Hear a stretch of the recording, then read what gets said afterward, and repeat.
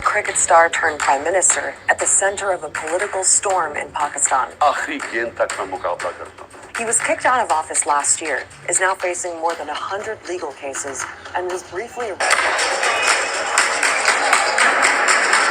Khan says he's the victim of a conspiracy to force him out of politics for good. What is happening right now is not because of me. People in Pakistan are really divided over Imran Khan.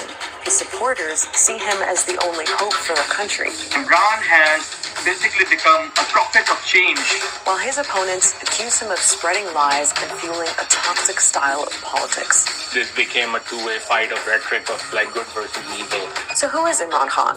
Why is he so divisive? And why is politics in Pakistan in such chaos right now?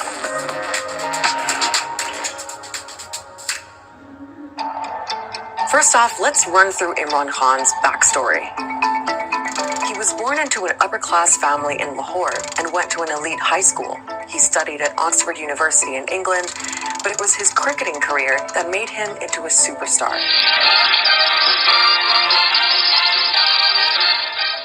In 1992, he led Pakistan to his first and only World Cup victory, and then retired from the sport. He's easily the greatest Pakistani cricketer of all time. A very glamorous cricketer too. That glamour, of course, brought him to the attention of high society in London. In the early 90s, he was hanging out with rock stars and royalty and married a British aristocrat.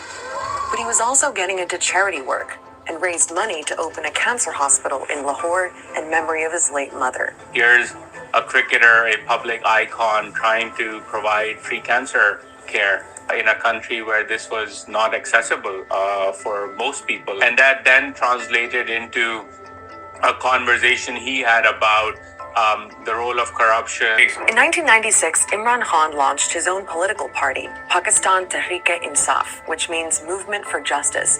He styled himself as an outsider on an anti-corruption mission. But his political career didn't really take off until 2011. That's when he held 2 rallies in Lahore and Karachi. Tens of thousands of people showed up. He was promising to bring a new kind of politics to Pakistan.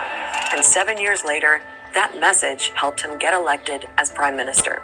मैं ये आपके सामने ये pledge करता हूँ कि इंशाल्लाह ये एक बिल्कुल अब मुख्तलिफ किस्म की पाकिस्तान में गवर्नेंस देखेंगे. Now, until Khan came on the scene, Pakistani politics was dominated by 2 parties and 2 families. The Bhutto family, which is linked to the PPP, and the Sharif family linked to the PMLN. That's the party of the current Prime Minister, Shehbaz Sharif. For years, the 2 sides have been alternating in power, a pattern that Khan was determined to break. To demolish what he called the grip of dynastic politics in Pakistan. He's very popular among young Pakistanis who do not see the old guard as being representative of their ambitions and aspirations. He's also popular among middle and upper middle and elite classes. They are of the view that Pakistan have been harmed by the politically corrupt elite for too long, and Imran is our hope. Now, there's another layer in Pakistan's politics that you need to know about, and that's the military. Since Pakistan's independence in 1947, there have been several military coups, and generals have ruled directly for 33 years in total. But when there's been a civilian government, the military still plays a big role behind the scenes. They have like such a strong, influential meddling going on that no government in Pakistan really gets formed without their involvement. And it seems that was also the case for Imran Khan, that the military was pretty influential in his rise to power. This is something which is acknowledged by the military people who subsequently came out after the retirement and acknowledged and confessed that yes, we have helped Imran win. And Khan actually sold himself as a candidate who could work with the military. They were seen as being on the same page. The constant struggle and tension between civil and military establishments in Pakistan was something that people expected would end with Khan coming into power. But it didn't. Here's what happened. So it's 2018, and Imran Khan's just been elected prime minister. It was actually a pretty contentious election, and his political opponents accused him of fraud. But Khan was popular, and for a lot of people, it felt like a fresh start. Remember, his big thing was tackling corruption, something he said was at the root of most of Pakistan's problems.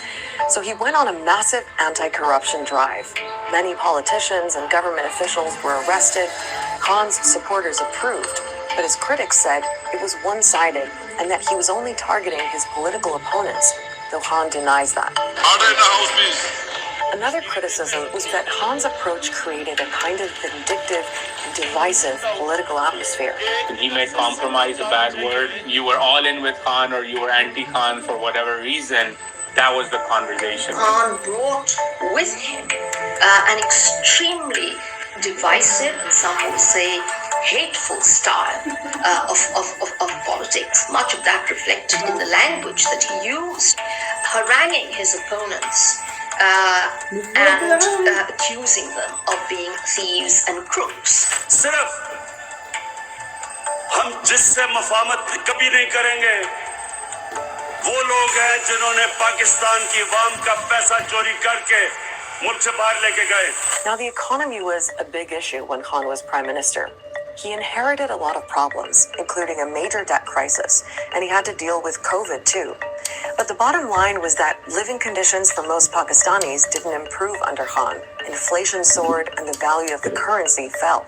As the economic stress mounted, people sort of began questioning this hope and change mantra was all about. And I think that began to then erode his popularity. Overall, your